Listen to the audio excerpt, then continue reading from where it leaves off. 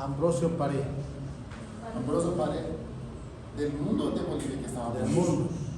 ¿Ah? Del mundo. De Bolivia. Entonces, Ambrosio Paré, que había hablado, que había escritos, sí, porque él fue la persona que desarrolló en un libro y algunos papeles todo que es relacionado a toxicidad, lesión en partes del cuerpo, como el intestino, pulmón, corazón, esas cosas.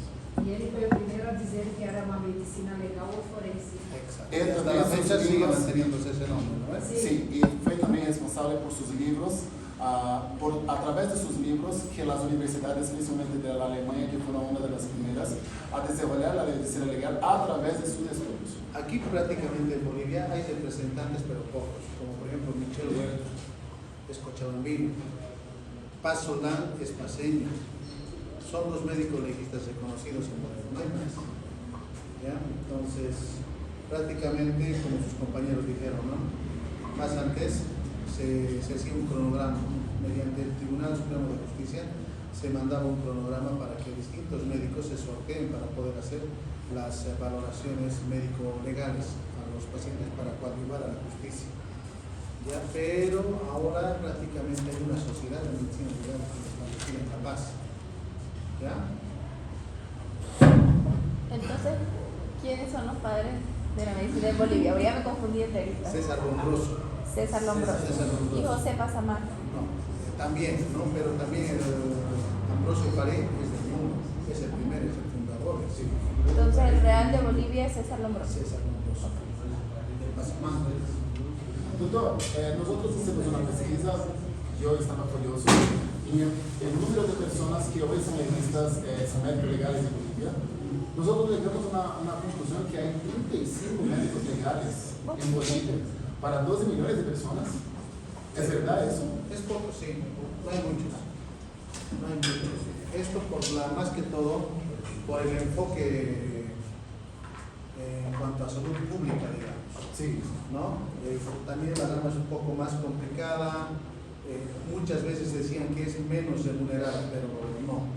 Al ver una carencia de médicos profesionales en el área legal, más bien es mejor remunerada que otros. Por ejemplo, todos se enfocan en el área quirúrgica, cirugía, ginecología, y han colapsado ya los hospitales. Hay muchos médicos especialistas en ese área que están sin trabajo o están trabajando en hospitales con un salario de médico general, ¿no? Entonces, ustedes cuando hagan la especialidad, escojan especialidades raras que no existen.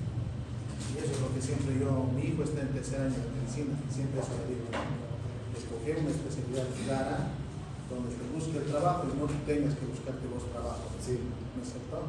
Y tengo un compañero, tal vez ha sido docente de ustedes, el doctor Diego León. Sí, Biólogo, ¿eh? Sí. Ese cuate ha ido a México a hacer la especialidad. De neurología. Somos neurocirujanos. Muy solicitado, capísimo. Sí, es capísimo.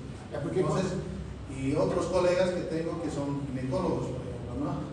Están en Villa Funari, están llamando, hay cirugías, cualquier cosita llamame. Entonces, hay que saber escoger a estas alturas porque es una buena especialidad, ¿no? Por ejemplo, puedes hacer cirugía general, una subespecialidad en oncología, obviamente el tiempo también es mayor, Sí. ¿no? Entonces, hay que priorizar y analizar eso antes de que ustedes decidan hacer una especialidad. Ya no hagan ni cirugía general, si quieren ahí, no hagan ginecología, pero pediatría no hagan. Ya está copado, no sé cómo será en Brasil, pero aquí en Bolivia ya está. Ambrosio Paré também se baseou muito em relatórios jurídicos, ¿sabe? En Brasil los métodos legales, no hay muchos métodos legales porque las personas no aprueban las pruebas públicas. Entonces la cantidad de métodos legales en Ahora Brasil mismo, es un poco... hasta antes, por ejemplo, en los hospitales de tercer nivel no había forenses, ahora ya hay forenses. Hay médicos legistas, ¿no? Por ejemplo, el hospital Vierma tiene su morgue, ¿no es cierto? Sí. Entonces hay que ir a hacer la valoración. A veces solicitan peritajes, los mismos pacientes. Entran, por ejemplo, con una neumonía y terminan dializando. ¿Cuál es el motivo? Entonces ahí hay casos donde interviene el médico legista, ¿no? Sí. Hay que hacer primero una auditoría y entra lo que es el médico de salud ocupacional, entra lo que es el médico legista.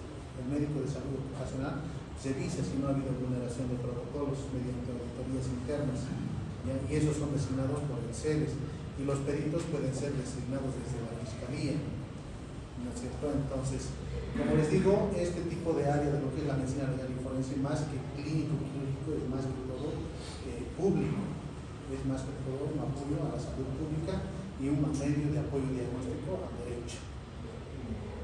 Ya, vamos a, bueno, he tratado de hacer un resumen. Desde la coordinación me han instruido de que tenemos que hablar acerca de normas legales hasta el año, bueno, el semestre pasado no he hablado mucho de lo que son las normas concordantes a lo que nos interesa como el área de medicina legal.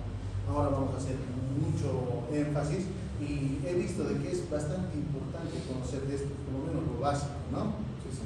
El tema va a ser normas legales concordantes con la medicina legal. Les he enviado, ¿ustedes tienen el grupo de WhatsApp? Sí. Sí, ¿no ve? Les he enviado el libro. No tenemos de medicina legal. ¿No tienes? Entonces, enviar al otro grupo. Creen un grupo de WhatsApp, les voy a enviar la bibliografía, les voy a enviar las diapositivas, porque yo les voy a decir semana antes del examen de qué página a qué página va a hacer el examen. Las diapositivas que vamos a tomar en cuenta. ¿Ya? Hay muy poco tiempo para poder avanzar porque el 27 es el examen. Sí. Entonces vamos a tratar de apresurarnos el avance. ¿Ya? Hemos hablado en la anterior clase de lo que es la pirámide de Kelsen, ¿no es cierto? En el ámbito jurídico se maneja eso. No podemos decir que un contrato laboral, no podemos decir que una resolución, un decreto supremo, un decreto ley puede estar por encima de la Constitución Política del Estado. La ente suprema y la ente matriz de todas las leyes, decretos, resoluciones, contratos es la Constitución Política del Estado. Posterior a eso le sigue lo que son los tratados de leyes internacionales. ¿Ya? Bajo ese tenor, tenemos normas concordantes a la medicina legal, las cuales nos avalan nuestra función y las cuales también nos cuestionan. En este sentido está como pilar fundamental la Constitución Política del Estado, interviene lo que es el Código de Salud de Bolivia, el Código Civil y su procedimiento civil, el Código Penal y su procedimiento, y hay una resolución ministerial, la 0231 y la ley 3131 que está por último, ¿no es cierto? Esta ley prácticamente está realizada en base a los derechos y garantías constitucionales que están establecidas en la Constitución Política del Estado. ¿Cuándo se ha promulgado la nueva Constitución Política del Estado? ¿Alguien sabe? El que sabe ya no da examen. No vale, no, si no estamos estudiando derecho, pues. En febrero, pero tenemos que saber, Pérez Boliviano. En febrero del 2009. ¿Cuántos artículos tiene? ¿Cuántos artículos tiene? Porque en el otro grupo hay una abogada. ¿Vos tenés, quién es abogada? ¿Vos? ¿Cuántos artículos tiene? No es su área, no es su área, es trabajista. Ella se salió por algo. Tiene 411 artículos. ¿Cuántos? 411. 411 artículos. Es poquito. Vamos a hablar acerca de lo que nos dice el Código Civil. ¿Ya? Nosotros prácticamente hemos hablado en el ejercicio legal de la medicina. Nosotros, ¿qué necesitamos? Tenemos requisitos que nos exige el Ministerio de Salud para ejercer nuestra profesión legalmente. Y entre esos está el título académico, que te lo va a entregar la universidad. Necesitas una resolución del Servicio Social Rural Obligatorio. Esto ustedes hacen al finalizar el quinto o décimo semestre, ¿no es cierto? El área rural, que va a ser por 3 meses. Esta resolución les va a entregar lo que es el CEDES, Servicio Departamental de Salud. Posterior a esto van a tramitar presentando el título académico, el certificado, la resolución administrativa del Servicio Social Rural Obligatorio, el título en provisión nacional. Posterior a eso tienen que hacerse la inscripción y obtención de su matrícula, la matrícula que se tramita en el Ministerio de Salud.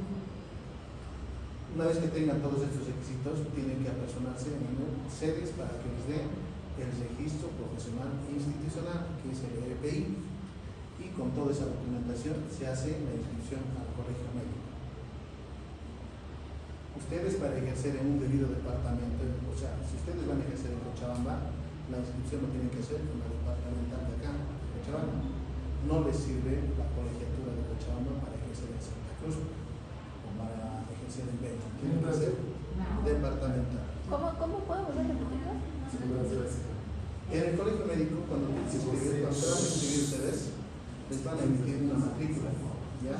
Esa matrícula, mediante instructivo del Ministerio de Salud, es obligatorio tener todos los médicos para poder hacer la extensión de un certificado médico, ¿ya? Entonces, tú, si vas a ejercer, digamos, tú eres de Beni, ¿no es cierto? Sí. Vas a ejercer en Beni, tienes que colegiarte en Beni, no tienes que colegiarte aquí, porque tu matrícula del colegio de aquí no te sirve. Además de que tiene un costo elevadito, creo que $100 o $200. En Brasil, cuando una persona es de un departamento, puede hacer su inscripción hasta 2 departamentos. Por ejemplo, São Paulo, Rio de Janeiro. No puede ser un tercero. Acá en Bolivia también es igual. No, aquí solamente hay una sola ente que es el Colegio Médico Nacional y tienen sus filiales, ¿no? Sí. Filiales departamentales como ser Cochabamba, Oruro, Potosí, pero no tienen región. Ahora ya hay regional, mejor dicho. Ahora ya incluso en Valle Alto, en Quillacollo, hay en Sacaba también Colegio Médico. O sea, ahora se está volviendo más sectorial, ¿no? Pero el hecho que tú te tramites en Valle Alto, por ejemplo, tu matrícula, te sirve para el departamento de Cochabamba, pero no así para Beni ni para Santa Cruz. Tienes que hacer la cancelación y nuevamente tramitar tu matrícula en el Colegio Médico de Santa Cruz. Cambio, tienes que un trámite de cambio. Tiene un costo también. Entendí. Porque en Brasil podría hacer 2 departamentos. En la Constitución Política del Estado, en sus derechos y garantías fundamentales de todo boliviano y boliviana, en su artículo 15 menciona: toda persona tiene derecho a la vida y a la integridad física, psicológica y sexual. ¿No es cierto? Bajo este acápite y los posteriores más que vamos a leer, en la 1152, la ley 1152, que los brasileños quieren hablar 52, en la ley 1152 nos prohíben, ¿no es cierto?, rechazar pacientes, totalmente prohibidos de rechazar pacientes. Todo paciente ya esté en emergencia de un servicio público, privado o seguridad a corto plazo, tiene que ser por lo menos estabilizado según capacidad resolutiva. No podemos rechazar pacientes. Al rechazar, prácticamente nosotros estamos incurriendo en negligencia médica o omisión de socorro, ¿no es cierto? Porque el bien jurídico protegido de la Constitución Política del Estado es la vida, ¿no es cierto? Entonces estamos yendo contra eso. Todas las personas, en particular las mujeres, tienen derecho a no sufrir violencia física, sexual o psicológica. Ahí tenemos que hacer mucho énfasis porque, como les dije, la ley 348, la ley para las mujeres libres de violencia, es ambigua. Pareciera que fuese netamente para las mujeres, pero no es así. Yo he presentado una tesis prácticamente objetando esta ley. ¿Por qué? Porque en la Constitución, en los principios, dice derechos a la igualdad, ¿no es cierto?, a la equidad. ¿Hay igualdad cuando una mujer tiene una ley que lo proteja y un hombre no tenga? No hay. En la Constitución te dice el derecho a la presunción de inocencia, el derecho a la defensa. Pero cuando una mujer incluso se autolesiona para poder aparentar que ha sido agredido por un varón, viene la policía, ingresa a tu domicilio, te lleva arrestado, arresto de 8 horas, y en 8 horas ya está notificado ante el fiscal, en 24 horas ya sale tu resolución, tu sentencia, y ya estás con detención preventiva. Por etapa investigativa, 6 meses te van a llevar al aula. ¿Dónde están nuestros derechos a la defensa? ¿Dónde está nuestro derecho a la presunción de inocencia? ¿No es cierto? Entonces, se vulnera. ¿Ya? Entonces, nosotros tenemos eso. Siempre tomen en cuenta esto. Nosotros, en la Constitución está escrito que tenemos el derecho a la presunción de inocencia mientras no se demuestre lo contrario. En este caso, a veces los mismos médicos internos, más que todos los varones, son acusados, o bueno, son procesados por violencia sexual o psicológica. Se ha visto un caso, por ejemplo, en Pisa, donde el interno llega a su rotación para hacer su servicio rural, la auxiliar de enfermería le empieza a gritar. Como su derecho a la defensa, el interno dice, por favor señora, déjenme actuar, yo sé lo que hago. Eso ha sido suficiente para que reinicien un proceso y lo han cambiado de lugar. ¿No es cierto? ¿Por qué? Por acoso psicológico. Entonces hay que tener mucho cuidado. En Bolivia se interpreta mal esta ley 348. Un poquito más de tolerancia, yo pienso que ya nos van a cambiar. En su parágrafo 3 nos indica el Estado adoptará las medidas necesarias para prevenir, eliminar y sancionar la violencia de género y generacional, así como toda acción o omisión que tenga objeto de degradar la condición humana, causar muerte, dolor, sufrimiento físico, sexual o psicológico, tanto en el ámbito público como privado. ¿Qué nos quiere decir esto?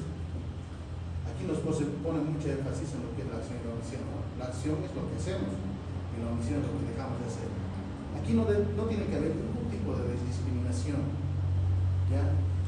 En sus hospitales donde trabajen siempre va a haber personas con discapacidad, personas embarazadas, mayores de edad, a los cuales mediante la ley 1152 se da preferencia, ¿ya? Entonces prácticamente estamos cumpliendo con lo que es, estamos previniendo, ¿no?, lo que es el tipo de violencia psicológica, ya sea, o algún tipo de discriminación, que también más adelante vamos a hablar. En su parágrafo 4 dice, ninguna persona podrá ser sometida a desaparición forzada por causa de circunstancia alguna. Obviamente. En el parágrafo 5, ninguna persona podrá ser sometida a servidumbre ni esclavitud. Cada quien, para lo cual tenemos lo que es nuestro manual de funciones. En cada hospital, ya sea primer, segundo, tercer nivel o cuarto nivel, tienen su manual de funciones. Por ejemplo, a un auxiliar de enfermería, por más médicos que seamos, por más especialistas que seamos, no le voy a decir, andas en un cafecito, que no está en su manual de funciones. O tampoco le puedo decir, anda a aplicar ese inyectable, porque no está en su manual de funciones, ¿no es cierto? Ellos, los auxiliares, más que todo, son apoyos técnicos, no son apoyos de aplicación de medicamentos. Eso tengan muy en cuenta. Muchas veces se ve incluso en el área rural que las auxiliares están atendiendo partos, hacen episodios, hacen episiotomías, posteriores hacen episodios y mejores que los médicos. ¿Ya? Entonces, eso a veces, para nosotros como médicos está bien, es una ayuda más, ¿no es cierto? Pero si en caso se complica, hay, aquí dice ya, corresponsabilidad. El médico, por más que no haya metido mano ahí, tiene corresponsabilidad. Si el interno también está ahí, también tiene corresponsabilidad y pueden ser notificados como testigos. ¿Ya? En su artículo 18, todas las personas tienen derecho a la salud.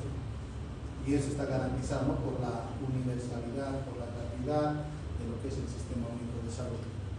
Y aquí nos habla de eso, ¿no? El Sistema Único de Salud será universal, gratuito, equitativo, intracultural, intercultural, participativo, con calidad y calidez y control social.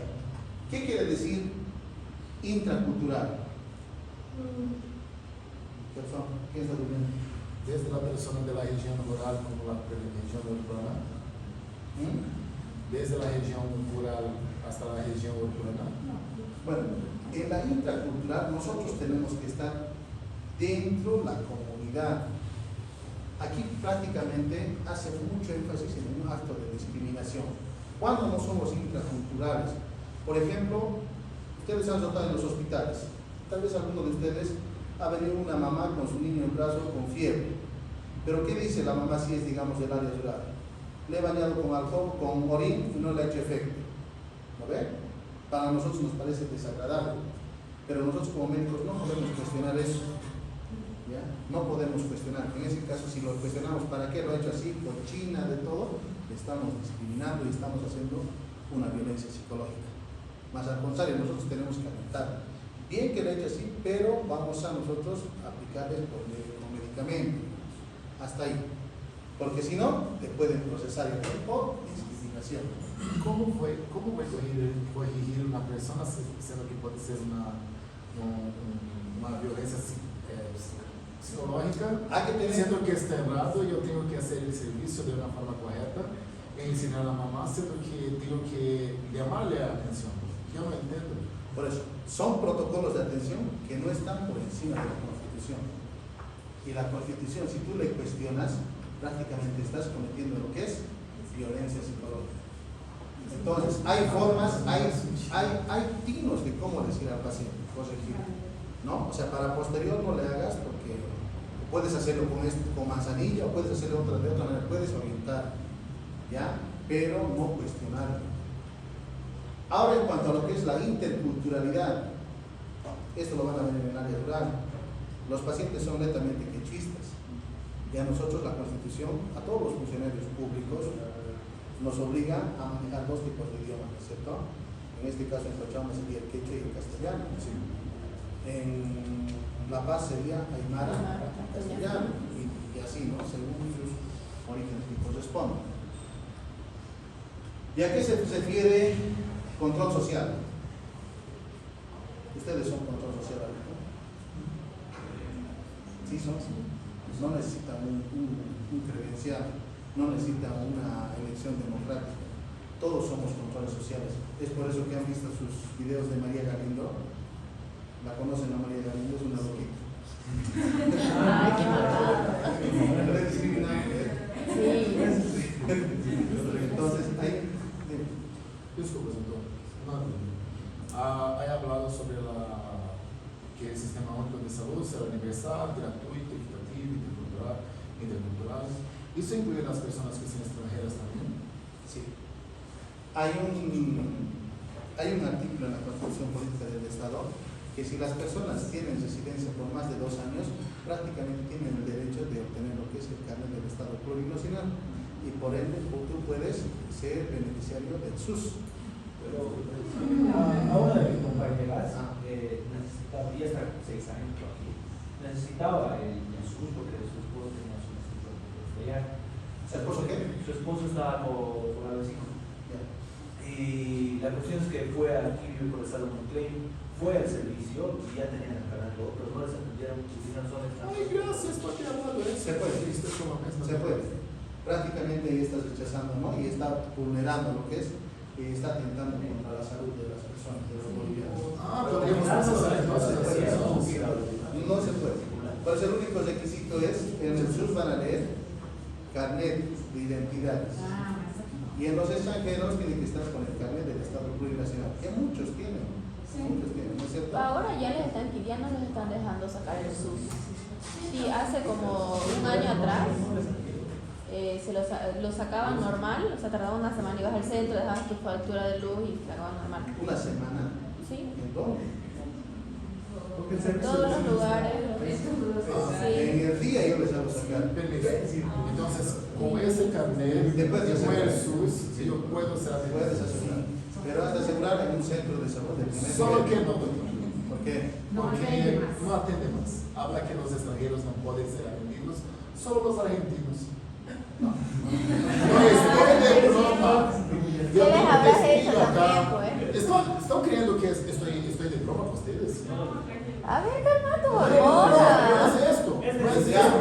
Es Oye, porque es el sistema, ¿qué culpa tenemos calma, porque nosotros? o que él está hablando es muy importante porque ya miré personas que estaban mal, estaban necesitando del servicio del SUS de Bolivia y no fue atendido. Incluso hay personas que de Cuba, de Venezuela, los que estaban dentro de lo que es la UNASUR, no necesitaban ni carnet de identidad cuando estaban suficiente con su credencial, con su carnet de identidad allá, y les inscribían. Y mi caso pasó lo contrario, es que saqué mi carnet, pero me pusieron como boliviano, no era problema. O sea, lo que pasa Yo no lo digo de broma, es porque mi carnet se nota que es extranjero, y aparte dice nacionalidad brasileña, pero mi SUS está como boliviano, Sí. y no me nega la atención. No te niegan. No. es porque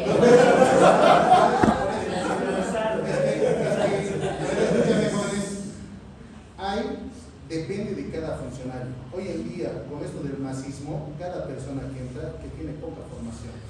Y hay personas que lo que respetan lo que dice la Constitución. Prácticamente adquieres todos los derechos y obligaciones desde el momento que tú has cumplido los 2 años de radicatorio en Bolivia. Entonces ya prácticamente eres un boliviano más. Y no te sorprendas que te pongan tal vez nacionalidad boliviana, porque ya eres residente de boliviano. ¿No es cierto? Pero después para cuestiones legales no tienes ningún problema. ¿Ya? Continuaremos con lo que va a ser. Ya,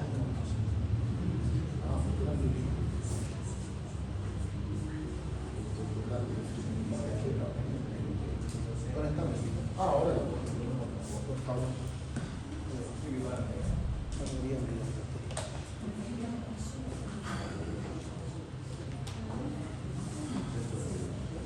Ela não foi atendida. En la Constitución Política del Estado también, en su sección 2, nos va a hablar acerca de lo que es el derecho a la salud y derecho a la seguridad social. sí. En su artículo 35 nos dice: el Estado en todos sus niveles, primero, segundo, tercero, cuarto nivel, protegerá el derecho a la salud, promoviendo políticas públicas orientadas a mejorar la calidad de vida, el bienestar colectivo y el acceso gratuito a la población y a los servicios de salud. Obviamente lo está cumpliendo mediante una ley, porque es el 1152, ¿no? Y así como también persona que esté en calidad de emergencia puede acudir a la Caja Nacional, aunque no sea beneficiario o asegurado. Su obligación de esos hospitales es estabilizar. No pueden negar la atención. Lo estabilizan, una vez que lo estabilizan, pueden incluso mandárselo al hospital viernes. ¿Ya? Ahora, si en caso de emergencia lo intervienen quirúrgicamente, hay cobros intermunicipales e interinstitucionales. ¿Me entiende? Entonces el presupuesto del SUS le va a cancelar a la Caja Nacional de Salud. ¿No? Lo mismo sucede en la Caja Nacional de Salud. Por ejemplo, si alguno de ustedes es asegurado o beneficiario y están, por ejemplo, caso extremo, ¿no?, con un trabajo de parto, van a la institución al kilómetro 5, sacan su ficha, quieren ser atendidos, pero el médico les dice: no, vos estás bien, no, es un falso trabajo de parto, anda a tu casa. Vos haces caso, es médico. Haces caso a ese médico, te vas en taxi y en medio camino intensifica el dolor, incluso ya hay coronamiento. Te vas, ya no vuelvan ahí, a su familia díganle que ya no vuelvan, que se vaya directamente a una clínica, a Los Olivos que se vaya. En Los Olivos que se haga atender el parto y la factura que saque con el NIT de la Caja Nacional de Salud. ¿Ya? Entonces, en su historia clínica se está estableciendo que ha habido negligencia por parte del médico de guardia. Él no ha atendido, entonces al médico de guardia le van a cobrar para que pueda hacer la cancelación a Los Olivos. Entonces, pero siempre tengan un respaldo. El respaldo de ustedes va a ser: yo he venido a las 8 de la noche y aquí está mi ficha, ¿no? Esa es su constancia de que han asistido. Bueno, eso. Ahora, el Sistema Único de Salud incluye ya la medicina tradicional.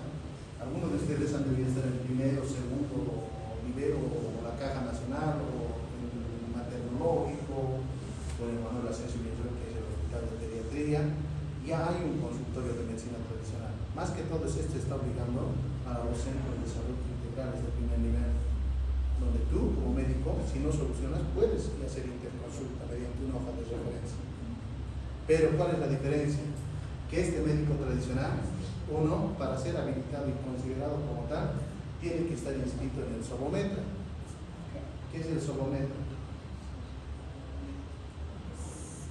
Que me responde no de examen y se va. Sobometra es la Sociedad Boliviana de Medicina Tradicional. ¿Ya? Y además de que tiene que estar inscrito en el CEDES, porque el CEDES tiene una lista actualizada de todos los médicos tradicionales. No cualquiera puede ser médico tradicional, ¿no? Los tiene que acreditar con los años de experiencia. Pero este médico tradicional no puede recetar, por ejemplo, paracetamol, ¿no? Tiene que utilizar todo lo que son sus usos y costumbres de lo que es la comunidad indígena, originaria y campesina. Puede utilizar mates, puede utilizar hierbas, no sé, ¿no? Pero nada de medicamentos. En su artículo 36, el Estado garantiza el acceso al Seguro Universal de Salud. ¿Ves? El Estado está garantizando. Y a ustedes, ser residentes de más de 2 años, tienen que garantizar, tienen que ser beneficiarios. ¿Ves? El Estado controlará el ejercicio de los servicios públicos y privados de salud y los regulará mediante ley. Constantemente se emiten lo que son las políticas públicas de salud, ¿no es cierto? Como por ejemplo la política SAPS, que tiene sus 4 pilares fundamentales: integralidad, interculturalidad, participación social y Equidad. Equidad. ¿ah? Equidad. Ah, sí, equidad. No, no es equidad, es participación social. ¿Ya? En su artículo 38, los bienes públicos de salud son de propiedad del Estado. No se puede privatizar, así como por ejemplo yacimientos, una época lo han privatizado. Nadie puede ser dueño de los estados. Por ejemplo, el Viedma nadie se puede adueñar. Peor todavía, nadie puede alquilarlo. Es del Estado, es de todos los bolivianos, es para el beneficio de todos los bolivianos. Los servicios de salud serán prestados en forma ininterrumpible. ¿Qué quiere decir esto? ¿Cuál es la visión de lo que es el sistema único de salud?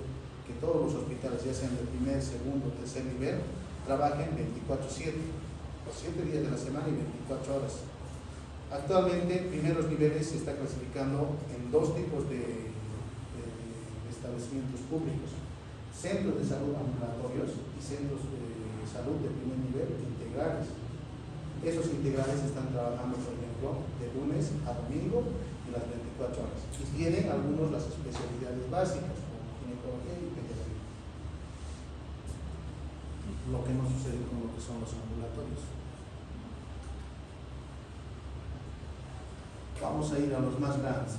En el artículo 39 nos habla de lo que es: la ley sancionará acciones y omisiones de negligencias en el ejercicio de la práctica médica. Aquí ya nos está hablando de lo que, si no hacemos bien las cosas o no hacemos lo que deberíamos de hacer, podemos ser procesados. Al no inscribirte al SUS, vos cumpliendo con los 2 años, estamos cometiendo negligencia médica. Al no haber operado a su amigo, a su compañera, también hemos cometido negligencia médica. ¿No es cierto? Artículo 40. El Estado garantizará la participación de la población organizada en la toma de decisiones. ¿A qué se refiere con esto? Prácticamente nosotros tenemos comités locales de salud. Esos comités locales de salud prácticamente están encargados, como parte del control social, de implementar y hacer implementar políticas públicas, de hacer respetar y prevalecer los derechos y deberes de los pacientes, de hacer prevalecer los derechos y obligaciones también de los médicos, ¿ya? Y de hacer prevalecer lo que es la ley 1152, por ejemplo, ¿no? Porque la ley 1152, por ejemplo, ¿qué dice? Tenemos que tener atención preferencial para los discapacitados, mujeres embarazadas y adultos mayores, ¿no es cierto? Pero muchas veces se malinterpreta esto de lo que es la toma de decisiones.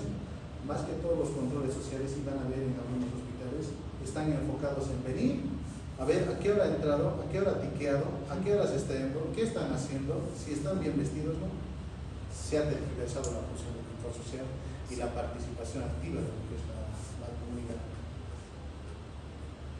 En el artículo 41, el Estado garantiza el acceso a la población a medicamentos. ¿Ya? Prácticamente el Estado puede subvencionar, podemos tener una fábrica, pero tiene que promover el Estado. Y en caso de que no abastezca, el Estado tiene la obligación de comprar. Ahora aquí, el derecho a acceder a los medicamentos no podrá ser restringido por derechos de propiedad intelectual. ¿Qué pasa si, digamos, un boliviano fabrica una pastilla, una sola pastilla que cure la diabetes? Él no puede decir: ya, yo quiero recibir 1 millón de cada pastillita o de cada diabético, o si no, no los voy a dar. No puede. No hay derecho a la propiedad intelectual. Si se fabrica y se llega a conocer esa pastilla, prácticamente es de comercialización. No puede adueñarse el que ha fabricado. ¿Ya? Pero yo no debería patentar. No se puede. No se puede. Porque es en beneficio de la población. Solamente en casos de medicamentos. Solamente en esos casos. Mire lo que dice aquí: el derecho a acceder a los medicamentos no podrá ser restringido por los derechos de propiedad intelectual y comercialización. De inmediato, doctor, de inmediato. O sea que no puedo, digamos, encontrar la cura para el cáncer. Ya. ¿No puedo patentarlo? No puedes Sí. patentarlo. Pero obviamente va a llegar en los registros, va a estar tu nombre, como la que ha fabricado. Ay, ¿para qué quiero mi nombre ahí? Doctor, pero por ejemplo, en farmacología, la doctora nos explicaba que demoraban como 25 años en armar un medicamento y obviamente invertían dinero. Entonces la patente era para que vos te remuneres de todo lo que habías invertido en sí. Claro, o sea, con esto no quiere decir que le van a dar en forma gratuita, ¿no? O sea, vas a poner un costo, pero un costo razonable. Tiene que ser costo-beneficio, ¿no? Claro. Si tú le vas a curar y ponle, por ejemplo, por tableta unos, como estaba en esa época del COVID, unos 1.000 bolivianos, y una tableta va a curar, yo voy a comprar. ¿Cuántos diabéticos tenemos en Bolivia? Van a comprar y ese va a haber remuneración también para vos, va a haber, o sea, no es gratis, ¿no? Pero no, digamos, no puedes decir, esto lo he fabricado, lo ha curado a mi mamá, pero no lo voy a vender y me voy a ocultar el secreto. No puedes. Eso sí. Ya. Y otra cosa, el Estado garantiza el acceso a la población a los medicamentos. Y cuando el Estado no tiene, o sea, por ejemplo, en el Hospital del Sur, no hay un tipo de medicamento, no hay paracetamol, el paciente va y se lo tiene que comprar. El Estado le devuelve lo que el paciente gastó porque es porque el Estado no tiene. Por eso estamos discutiendo, ¿no? Cada año los médicos salen en marcha. ¿Por qué? Para que haya, digamos, el 10% de las ganancias del TGM, para que nos den un techo presupuestario del 10% a nivel nacional, y no nos dan. Tengamos en cuenta de que hay dos gobiernos autónomos aquí. La gobernación, que ahorita está presidido por un masista, no me acuerdo su nombre, Mundo, creo que es Humberto, ¿no? Humberto, el gobernador. Él se tiene que encargar de abastecer con insumos, medicamentos de hospitales del tercer y cuarto nivel. En este caso, él se encarga netamente de la separación de los equipos de rayos X, tomografía, ecografía, medicamentos, insumos del piel, de lo que es la escuela de gastroenterología boliviano-japonés, también, ¿entienden? Lo que son los del segundo nivel, Hospital del Sur, Norte, Cochabamba, centros de salud de primer nivel, se hace cargo Manfred Reyes Villa, que será el cargo. Y actualmente Manfred se ha aplazado, todos parece que, gran alcalde con sus parquecitos, no hay medicamentos. No hay medicamentos. Y ahí prácticamente está incumpliendo, ¿no?, la gratuidad, porque si no tienes ciprofloxacinas en un hospital, ¿qué va a hacer? El paciente se va a ir a comprar por la vía externa, ¿no? Pues ya no es gratis. En la caja Ay, pero tardas ¿En un la año caja? que te ¿En devuelvan. la caja nacional? Sí, aquí también en la otra caja, en la Cordes. La Cordes, lo bueno es que no tiene, digamos, medicamentos levotiroxinas, por ejemplo, ¿no? Te da la receta y vayas a buscar a farmacólogo. Exacto, eso. Esas son políticas públicas de salud que está implementando el gobierno, porque no pueden hacer. Lo mismo que, por ejemplo, tú eres una gastroenteróloga, viene la paciente, eres egresada recién el año pasado, viene la paciente, necesita una colonoscopia, tú tienes ahí el equipo, entonces tú no puedes direccionar, eso también es delito. Nosotros no podemos direccionar, ¿sabes qué? El colonoscopio está mal, venite a mi consultorio esta tarde de 4 a 6 atiendo, eso ya es un delito, te pillan, es delito. Extender una receta, por ejemplo, en blanco, sin el logo de institucional, también es delito, porque todos van a decir que tú estás direccionando a tu farmacia. Cuando tú das una orden de ecografía, andate a tal lugar, estás direccionando. ¿Por qué? Porque hay un deshacimiento económico. Porque el mismo ecografista te va a decir, si tú me mandas para hacer una ecografía de abdomen, yo voy a cobrar 200, te voy a dar 50 vos, y vos por qué no eres 50. Y hay aquí más mercantilistas. Ni siquiera puedo, digamos, direccionar a un ecografista porque yo estoy pensando en mi paciente y ahí ese ecografista cobra más barato y es bueno. No puedo hacer Puedes, eso. pero no selles, ¿no? Dale la dirección, pero no selles. Bien. O sea, hay que hacer bien el mal hecho. Sí, no selles, ¿ya? Generalmente los pacientes también piden medicación para hacer el examen. Sí, después de preguntas, señor. Artículo 42. La responsabilidad del Estado promover y garantizar el respeto, uso, investigación práctica en la medicina tradicional, ¿no? Rescatando los conocimientos y prácticas ancestrales desde el pensamiento y valores de todas las naciones y pueblos indígenas, originarios y campesinos. Aquí prácticamente lo que les acabo de decir, ¿no? Que los médicos tradicionales tienen que utilizar sus conocimientos ancestrales, no pueden utilizar medicamentos. La promoción de la medicina tradicional incorporará el registro de medicamentos naturales, dice, ¿no? ¿Qué quiere decir con esto? Ellos pueden preparar, digamos, lociones como por ejemplo hay para friccionarse con colas de lagarto, colas de caballo, no sé qué hacen, ¿no? Sus cremas también hacen, pues pueden, pero no tiene que haber químico, no tiene que haber ningún tipo de droga, solamente es natural. La ley regulará el ejercicio de la medicina tradicional y garantiza la calidad del servicio. ¿Cómo? Mediante auditorías también. Artículo 43, la ley regulará, esto es lo que les estaba hablando, no sé si es este grupo, ¿no? ¿Cuándo llega a ser delito este artículo? Por ejemplo, la ley regulará las donaciones o trasplantes de células, tejidos u órganos bajo los principios de humanidad, solidaridad, oportunidad, gratuidad y eficiencia. ¿Cuándo llega a ser delito esto? Cuando ya deja de ser gratuito, cuando yo estoy cobrando. Ahí ya se tipifica en el Código Penal como trata y tráfico de órganos, ¿no es cierto? Entonces, hay que leer y interpretarlo muy bien. Artículo 44. Ninguna persona será sometida a intervención quirúrgica, examen médico de laboratorio sin su consentimiento, ¿ya? Salvo peligro inminente de vida. Obviamente, si está, digamos, choqueado, tiene un shock hipovolémico o un TEC grave, no voy a pedir que firme su consentimiento, ¿no es cierto? Procedemos.